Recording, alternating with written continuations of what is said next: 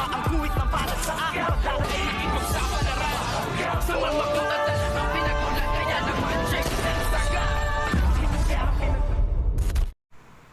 Good afternoon and welcome sa aking munting channel. Labis-labis nga ang pag-alala at sinisisi na naman ni Tanggol ang kanyang sarili dahil nga sa pagkawala nitong si Amanda at nitong ang si Primo, at lalo ngayon ay dalawa na lang ang natitira sa grupo nga nitong si Primo ay si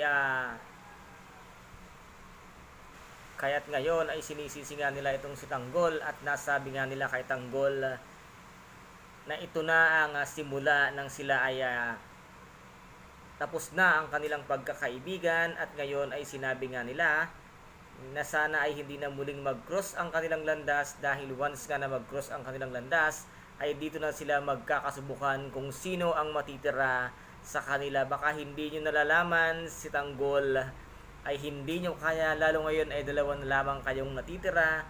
Wala na kayong magagawa at wala na ang inyong pinulong si Primo at si Amanda, dahil din sa kagustuhan nilang iligtas nitong ang si Primo, itong si Amanda. Kahit huwag yung sisihin si Tanggol kung ano man ang nangyari kay Primo, wala siyang kinalaman dyan, dahil sabi nyo nga sinet up lamang kayo nitong ang si General Pacheco, kung kaya't huwag nyong isisi ang lahat kay Tanggol. Kahit si Tanggol naman ngayon ay labis-labis na nagdadalamhati at nakukonsensya nga sa nangyari dito nga kay Primo at kay Amanda, kung kaya't ngayon ay nasa kanila naman ang bagsak ng sisi. Ano kaya ngayon ang gagawin nitong ang si Tanggol ngayong wala na nga itong si Primo at si Amanda? Patuloy pa kaya niyang hahabulin itong ang si General Pacheco, dahil ito nga ang siyang sumira ng kanilang pagsasamahan, at ngayon ay nagtagumpay itong si General Pacheco na tapusin na nga ang buhay ni Primo at ni Amanda. Kaya guys, ito po yung ating pakaabangan sa mga susunod na episode